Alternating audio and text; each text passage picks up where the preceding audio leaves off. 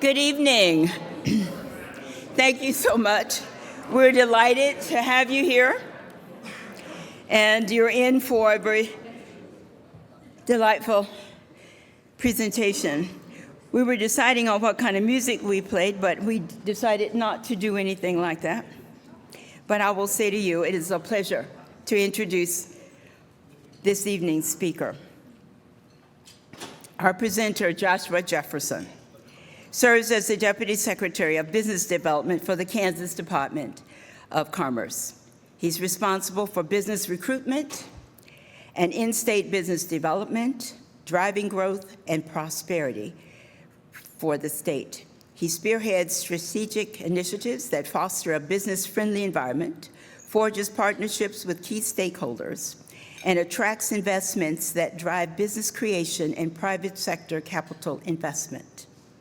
He also accomplished professional and economic development, commercial real estate, aviation management, and workforce development.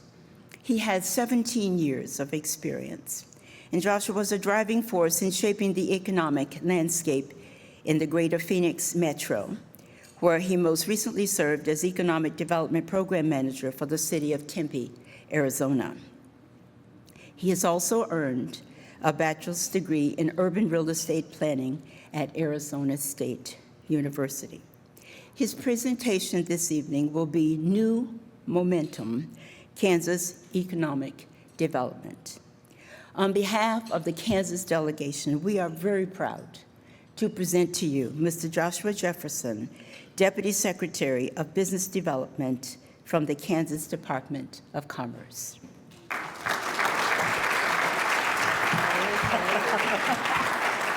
Thank you. Well, good evening, everybody. Thank you for having me here tonight. It is my job, and what I've been told is my mission, to make sure I don't put you to sleep after all the dessert and food. So if I can do that and I can get through this presentation without yawns in the audience, then I've done my job correctly. Before I get too far down, I would like to just say thank you for all of the Kansas commissioners, for the legislators that are in the room, and for those that have traveled in from other states. Thank you for bringing the good weather. So we'll go ahead and get moving. As was discussed, I'm Joshua Jefferson. I'm the Deputy Secretary of Business Development. My job, in a nutshell, is to create, nurture, and leverage relationships in order to maximize the economic vitality for the state of Kansas. I have a variety of backgrounds that I come from, but ultimately, I'm here today to tell you a little bit about Kansas and tell you a story, right? Kansas and the new momentum of economic development. I'm going to tell you the past, present, and the future of where we're heading. But before I get started, the best way to do that after dessert is to start with a video. So I'm going to go ahead and do that quickly. We're proud. The land shapes the way we live in Kansas. We know the value of patience because the seeds we plant today are next year's abundance. The winds that formed our plains have shown us that there is great strength in persistence. The sunsets that wash our horizons have taught us how to celebrate. And the stars that fill our skies have shown us how to dream. Kansas has forged a life in the soil. Our hands are no stranger to hard work.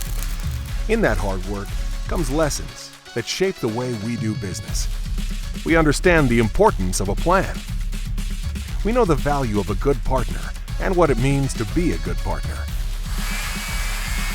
We have been taming the land and changing the landscape of business in the U.S. for centuries, while quietly creating the nation's best environment for industry. Each project announcement is the fruit of the seeds we have planted. Each success is a testament to the people of Kansas. Each job created represents a life changed. What we do matters because we do it for the people who matter the most. Kansas has the plan, the policy, the place, and the people to take a business to new heights.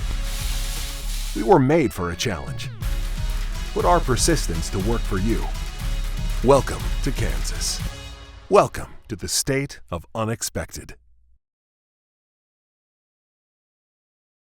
I think that last statement, the state of unexpected, is truly one of the things that we preach from the rooftop. And I'd like to say, so I am a recovering Californian. I was born and raised in Southern California. I was in Minnesota for about a year, lived in Arizona for the last 16, 17 years, and then now I am out here. So as a recovering Californian, my move to Kansas was very intentional. When we were doing research, my wife is also in economic development. She's a practitioner as well. We were starting to explore new territories, new markets, new places for us to bring our expertise to kind of help bring growth to a region or to a state. And I'm going to give you a little bit of a sneak preview into my personal life. My wife and I do date night every single Saturday. And when we were in Arizona and we were starting to explore new markets, date night consisted of PowerPoint presentations of markets to each other. So it's real sexy, but it is something that we are proud of. So our move here was very intentional. I'm proud to say that I do have a Kansan in my family. I have a 6-month-old at home.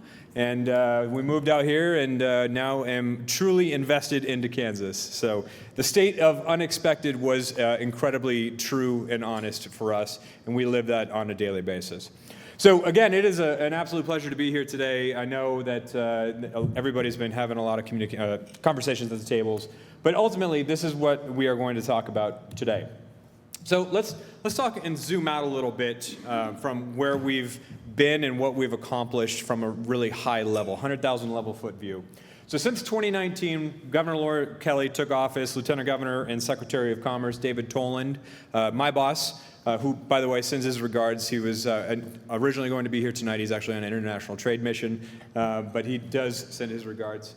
Since then, we've actually accomplished through our recruitment efforts, our business attraction efforts and retention efforts, just shy of $20 billion in committed private capital investment into the state of Kansas, and just shy of 70,000 jobs. And I know those in the room are saying, Josh, we knew you were going to speak tonight. You couldn't get us across that $20 billion marker. I promise you, this slide is actually a little bit outdated. We are actually across that $20 billion marker, as well as across the finish line on 70,000 jobs. So just for this presentation and for here tonight, I was waiting for that.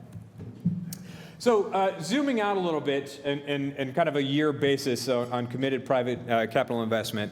So starting in 2019, we had a normal of between 1 million to 2 million capital investment into the state of Kansas. As you can see, the trajectory significantly goes up on an exponential basis.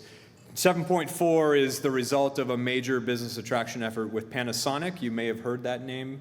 That is 4,000 jobs into the state of Kansas with a significant amount of capital investment at about $4 to $5 billion in CapEx.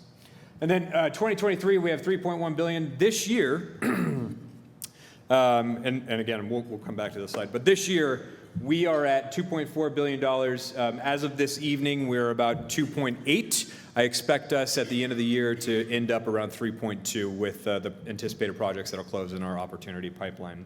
But it's all about perspective. So when Governor Laura Kelly took off 2019 and when we really started to push with a bipartisan approach at the legislature, what ends up happening is we take a holistic approach to growth, right? We are able to get things across the finish line in the legislature, across the street from where our offices are at, and what that does is that directly correlates to business growth in Kansas. So you can see what used to happen is from 2011, we had a potential normal of about 1 to 2 billion, and now you've seen since 2019 when we've really come to the table hard, a significant amount of growth in that way. And what this has done is that's created a new normal in Kansas, this new momentum and new growth, right? That state of unexpected is incredibly true. And you would think, when you think of Kansas, what comes to mind? I'm curious in this audience. When you hear Kansas from a business perspective, who is willing to say something? Anybody in the room? Give me something. Wizard of Oz, okay. All right. Aerospace. Wheat. You are correct. All right. I missed that. Basketball. Okay, that's fantastic. Yes, aerospace. You are correct. All of those are true, right? The state of unexpected, we have a wide range of industry in the smack center of the country. We'll talk about what that makeup looks like of what our approach is and what our business opportunities look like. But I did want to just touch on across the board what this normal is. So this slide tells a really good story. So since 2019, the new jobs that have been created through our business development efforts at the state are right around the 10,000 marker across the board in the gold there. And the bars that are underneath are retained jobs of businesses that were potentially looking to leave Kansas due to a variety of factors, whether it was workforce availability, cost to do business, a variety of factors in that way. But through our efforts, we were able to get in front of them and actually retain those jobs in Kansas as well. So pretty significant in that way. And again, zooming out, you can see since 2011, we started to see this downward trajectory. 2019 hit, we saw this new normal across the line. I will say on the job creation front though, and you're going to see this across the board in most states, it's just the change in industry. Change in automation, AI, all of that. You're starting to see a small decrease in job creation when you're correlating that to the amount of capital investment in any state. So this year in 2024, we will hit underneath the $12,000 marker, but ultimately that has to do with some of the advanced automation techniques that we're seeing. Data centers, energy production, AI, that sort of thing. So when we talk about the state of unexpected, one of the things that I do always want to say, and you've probably heard this saying, it's a cliche statement, but momentum breeds momentum, right? That's across the line in economic development. As a practitioner, one of the things we try to do is really tell the story, and when you're talking to the business community, you're talking to the site selection community, telling the story is half the battle, right? Consistently telling the story is half the battle to that market. And really not being humble. And if I have anything for this group to take away from the Midwest component, again, that recovering Californian perspective is one of the things that I have picked up on, and my wife has picked up on, and by the way, I've married into a Midwest family, so you can't hold this against me, is that coming into the Midwest, we are incredibly humble. And if I have anything for this group to say, it's don't be afraid to brag about your successes and everything that you do. So what we've tried to do is do exactly that, right? So momentum breeds momentum. These are some of the accolades that we've had across the finish line. I'm not going to, go over each and every one of these, but ultimately, that state of unexpected is incredibly true. So let's talk a little bit about some of those wins and where the actual target sector makeup is. You can see that by a wide margin, advanced manufacturing makes up the majority of that private sector capital investment over the couple of years. A couple of things I'd like to point out on this. Professional services, 2%. Professional services typically are office jobs, office projects, things like that. As everybody is well aware, offices come to generally a screeching halt due to a variety of external factors. But also aerospace and defense. I heard aerospace in here tonight. Aerospace in our private committed capital investments makes only 2% of what that looks like. And that tells a couple of different statements for you. First, there's areas for improvement on our end, on how we are approaching that effort and telling the story that we are an aerospace state. I'm sure everybody is well aware, aerospace capital of the world, we brag from the rooftops. I'm actually a pilot myself, so it's one of the things I enjoyed coming out here was another thing about that. But also logistics and distribution is only 1%. In the middle of the country, you would think that would be a little bit larger. We would be a major logistics and distribution hub. So I'm going to skip past and go to the pipeline of future wins here and what our approach is. You can see advanced manufacturing is shrinking a little bit. And the advanced manufacturing making up such a large pie is due to a variety of reshoring efforts from the federal side. But you see a growth in professional services. And our opportunity pipeline, we have about 266 active vetted projects right now that across the line, we have potential of about $29 billion in that opportunity pipeline right now. So professional services and office product, we started to see actually an uptick and coming back to the markets. I'm sure folks that are maybe in some other Midwest states may have also started to experience that a little bit. Part of that has to do with a variety of things, maybe some stability in the election now that we're past that point. Interest rates from the Federal Reserve starting to lower a little bit, and just starting to feel a little bit more comfortable for the return to office sort of environment to really be pushed. But you'll also see logistics and distribution is significantly higher at 9% rather than 1%. And then aerospace, because we've really pushed aerospace in this state over this last year, that we're starting to see that really uptick as well. One of the things I will just touch on, I don't think KDOT's in here, but the Kansas Department of Transportation, in partnership with the Department of Commerce, and you'll see me say these words a little bit later as I talk about kind of our holistic approach to growth across the line, is where we really work closely with our other state agencies to ensure that we create an ecosystem for businesses to thrive. So a perfect example of that on the aviation and aerospace side is, as a major aerospace state, we didn't stay abreast of trends with advanced air mobility, with unmanned aerial systems, things like that. And what we've done with KDOT is create a task force between KDOT and the Department of Commerce to ensure that we're actively attracting that type of investment into Kansas. So going back to this slide, job creation by target sector, this is a good little tell as well. Professional services, even though that in the previous slide made up only 2% of our pipeline of committed private capital investment, 13% is actually the professional services. Food and agriculture and the logistics and distribution are a little bit higher as well. This slide does tell a story. This is a perfect slide. If I had anything that you could take away from today on why the Department of Commerce exists, it's to ensure that we are actively pushing and challenging the norm of what wages are paid to Kansans. My job is to create wealth for Kansans holistically. This slide tells that exact story. So black line is jobs that are, the black line is the Kansas average wage across the line. Gold line are jobs that are incented by commerce. So right now, this slide says 7.7%. My latest measure, we are right around 8.1% higher than the average wage across Kansas. And that's across all of the 105 counties? 105 counties, I got it. There it is. But that does tell a story. So as we look as a state, how we approach growth, we need some form of a guiding document and a strategic plan to do that. In 2019, we went through a strategic plan called the Kansas Framework for Growth. That was the first strategic plan since, I believe, 1982 that we actually carried out.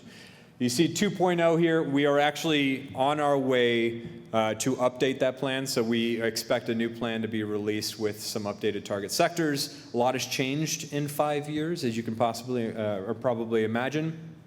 There's a global pandemic during that time. Shocking, I know.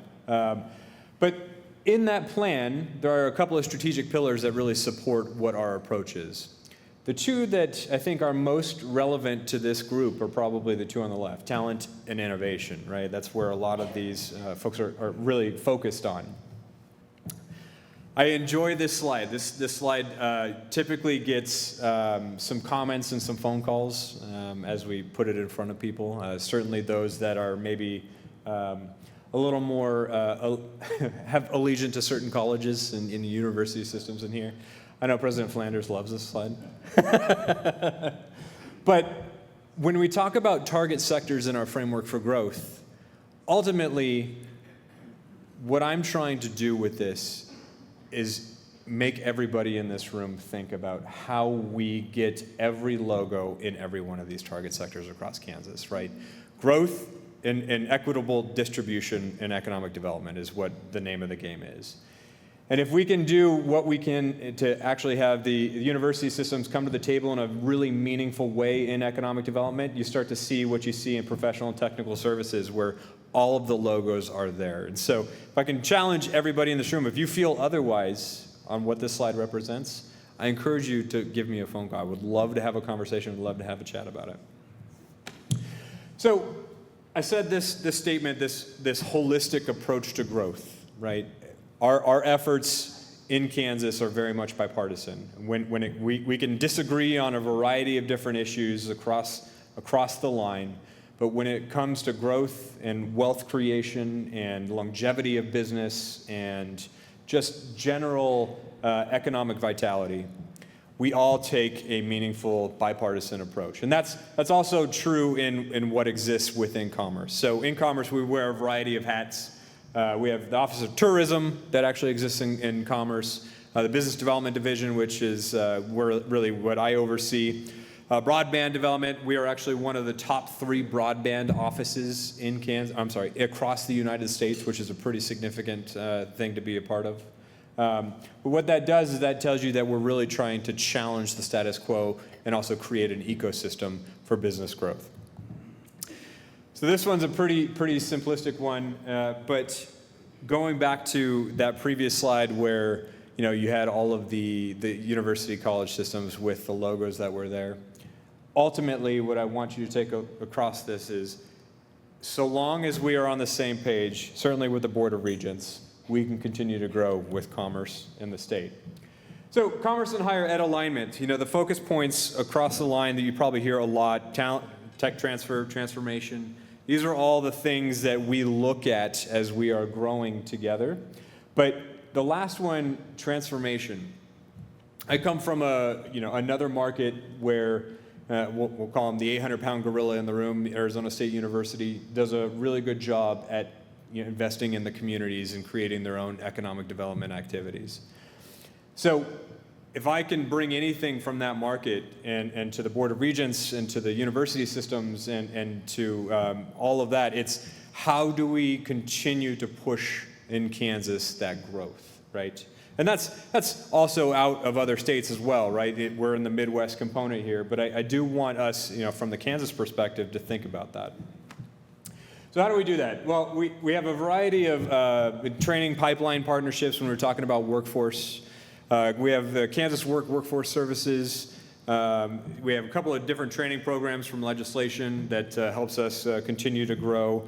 When we talk about workforce in Kansas, one of the things that a lot of people may experience, certainly on the Midwest side, is this mass exodus of talented workforce, right? Higher education or higher educated graduates typically leave, is what we've heard in Kansas. I'd like to switch that narrative just a little bit, right? We have a surplus of talent, not enough high-paying jobs to support that growth. Out of curiosity, who knows what the unemployment rate is in Kansas? Anybody? 3.2. We have incredibly low unemployment. Ultimately, what that does is that tells us that there's not enough high-paying jobs to support that additional growth in that way. So the Forge research and grant that was submitted by Commerce, I do want to touch on a little bit. But a couple of months ago, Lieutenant Governor Tolan, Secretary of Commerce David Tolan, did a presentation similar to this in front of the Kansas Board of Regents, and it was very much to really challenge the room a little bit, and it was on purpose. And President Flanders, you can probably remember this one in this conversation that was had. There were a few asks that came out of that, and I will give it when I talk about how the Board of Regents and the Kansas Department of Commerce is aligned and growth happens. What came out of that in a matter of 3 months was this Forge grant, and these are just kind of the momentum out of that. So the Board of Regents, in typical fashion, responded incredibly quickly, and the university systems responded incredibly quickly. And what we were really looking for from the Department of Commerce is how do we create a front door to the university systems for business? And so the Forge grant was an effort to do just that. And so this will show you kind of the money that was awarded to create that ecosystem. And I will tell you that that's being carried out, and the momentum behind that was very much to happen rather quickly in that way. I think we needed to respond in about 90 days. And then some of the last things I do want to leave you with, we are trying to leverage graduates to promote new growth. So the talent surplus I talked about. The last thing that I do want to touch on is just the wage issue. Wages across the line, you saw that slide that we are trying to push higher wages across the line. But generally, wages in Kansas and Kansas businesses that they pay have to be competitive with other states outside of Kansas. In order for us to be competitive, we have to work through that, right? And that can be bridged on a variety of gaps, but that's also why state incentives and our incentive programs exist, is to help businesses actually conduct that sort of thing. We have a couple of talent retention strategies to help us through this. Rural Opportunity Zones is a program that exists. It potentially offers student loan repayment assistance for some rural counties that exist in Kansas. We have the Next Gen the Next Gen Under 30 program, which we actually just had an awards gala for that. The intention there is to encourage and promote our young, talented leadership to actually come up and actually contribute to the business community, give them exposure to the legislature, and to give exposure to areas where they generally wouldn't have exposure to otherwise. And it's been a wildly successful program. I think we have over 500 Next Gen Award recipients in the 3 years that it's been active across Kansas, and it's pretty incredible. And the last thing is the Love Kansas Talent Recruitment Campaign that I do want to touch on. Who knows what the Love Kansas Talent Campaign is? Hey, okay, we do have somebody in the audience. This is a unique program. I talked a lot about this surplus of talent and how we see some workforce leaving Kansas. And our Office of Tourism really took this at heart on how do we look at people who had previously left and tell them the story of this new momentum in Kansas. How do we tell the story? And ultimately, what we decided is that the state can't do it. We can't do it alone. So what we've done is we've engaged our communities. We have Love Kansas communities, and ultimately what that means is if you are a resident in a Love Kansas community, you can actually write a letter to somebody who's left Kansas. It'll be sent out, it'll be tracked, and we've actually been able to procure quite a bit of people coming back to Kansas in this way. It's a little bit too early to measure data, but I will follow up with this group on some follow-up items on this. But it's been wildly successful so far, so we're really happy about that. The last thing I want to just leave you with a broad statement before I take some questions. I'm incredibly fortunate in this role, in this capacity, and in previous capacities to be able to have public speaking engagements, attend ribbon-cutting ceremonies. I know many in this room probably also have that experience. But there is one thing one story I want to share with you. There was a ribbon-cutting ceremony for an office building, had a pool for all of their employees that go swimming at lunch. And for this ribbon-cutting ceremony, the CEO of this company hired actors and actresses to dress up as mermaids and to swim around in this pool, right?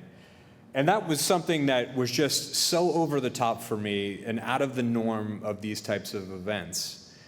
And now in my house, with my wife also being in economic development, we wake up every morning and we say to each other, how do we go to work and how do we put a mermaid in the pool, right? And in this instance, Kansas is the pool. Please help me put a mermaid in it. So with that, I'd love to open it up for questions if I have time. Okay. Yeah, sure, absolutely. Yes, sir. Hang on 1 second. Sorry, microphone. Thank you. Yeah, Chancellor, North Dakota. We're doing a lot on artificial intelligence. Our governor has just been announced as the Secretary of Interior, but if people missed it, he's going to be the head of the Energy Council, and President Trump said the mission is to get all the energy we can to win the AI arms race. I don't know if you saw that, but President Trump talking about AI. Yeah.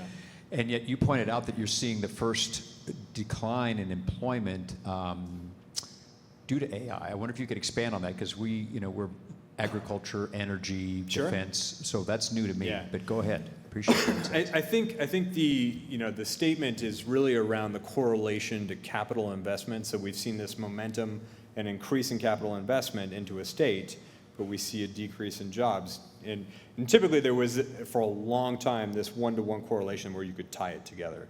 We're now starting to see where that disconnects a little bit. And it's not to the point where it's going to cause major concern. I just think what we're going to see is that new momentum as far as CapEx continue to increase.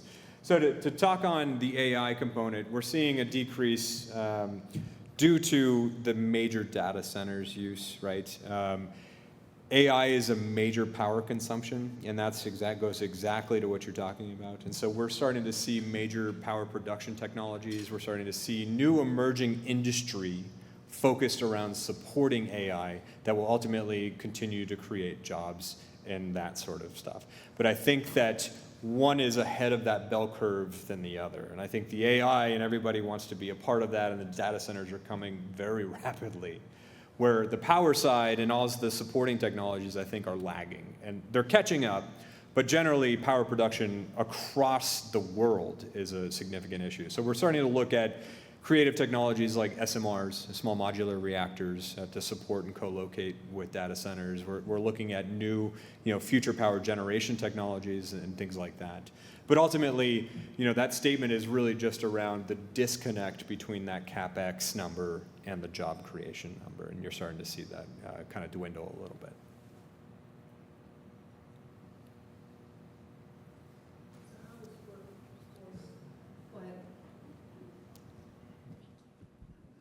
How does workforce development interact with that? Sure. Interact with the AI components, or AI oh, and okay. the loss in. Sure. Yeah. So I think from the workforce side, and we have a really, really good workforce assistant secretary at the Department of Commerce who's long time been in that realm. And my background is I have some workforce experience, but the tie-in is kind of unique in that way, where I think that workforce development is starting to adapt and utilize some of these AI technologies, right, to really help in that way. But on the workforce training component, I think you're starting to look at more of the supporting roles, right? You're starting to look at, we'll say, programming languages, the model languages that are out there. You're starting to see, the significant demand in those power generation technologies and actually training people to actually be out there. If I were to be a betting man, I think the most high-paying jobs that will come are going to return more to blue collar, believe it or not. So when AI starts to take over, you'll start to see significant high-wage jobs be more blue collar. The installation of power generation, the support to the AI systems, all of that sort of stuff, and that's where a lot of the money will be made. So we're going to see this, and again, this is Josh saying this, but I will say that we will see a return of significant money to be made on blue collar work. Yeah. I know, Josh, just to back you up, there's a big Google Moravac's paradox, and that's what he predicted. As information manipulation becomes more machine-centric, the blue-collar jobs will grow. And he said this in the 70s when we were laying off all these blue-collar people. So it's called Moravac's paradox, and your graph may be the first one I've seen showing that. So.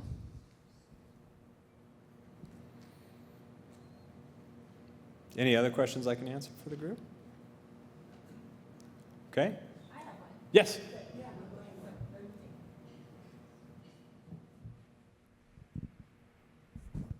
On one of your graphs, you showed, I thought it was in 2022, like a huge bump up. What happened? What was that? Let's go back.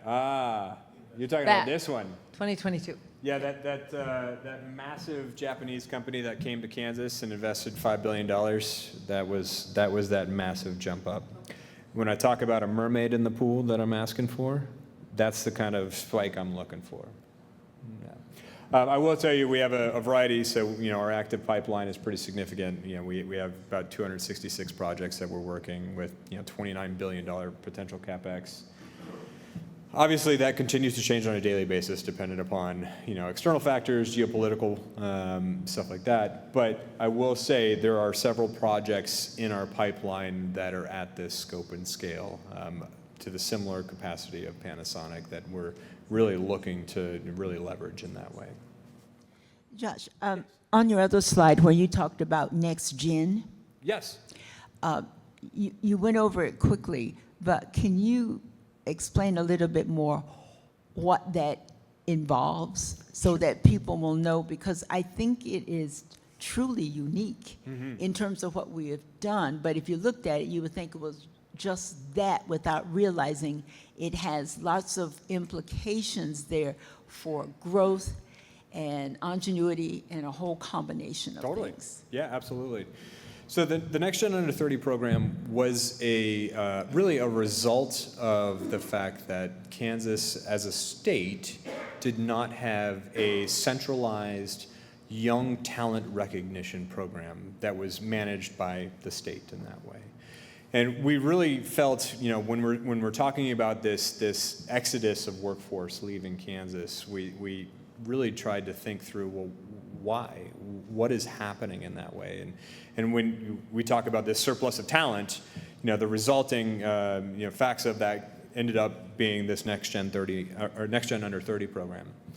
And so what this is this is a recognition program for folks that are under 30. Their employer can nominate, their communities can nominate for being major contributors to the general public benefit in that way.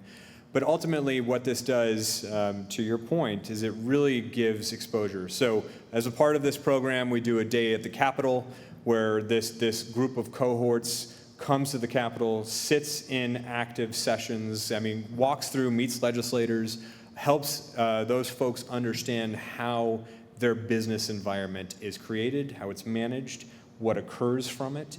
And ultimately, the intent there is to empower both future political leaders, future business CEOs and executives, future state employees, just generally trying to ensure that there is that active talent pipeline to draw from in that way. But ultimately what that does too is there's an ambassador program associated with this where there's a few that are selected to be ambassadors of the program to the business community, at the legislature, with the Department of Commerce. So when I am talking to Fortune 500 companies, Fortune 50 companies, I'm inviting these young talent to come to these business meetings, giving them exposure to what potentially could locate to Kansas, but also showcasing to that business what Midwest work ethic is really like, right? People show up for work. People don't have a problem with return to office. People don't mind a commute. We show up, we get things done, we do it quickly, promptly, and efficiently in that way. So ultimately, the program is designed to help nurture both sides of that equation. Yeah, thank you, absolutely. Okay. Well, with that, thank you again. Please help me put a mermaid in the pool, huh? Thanks so much.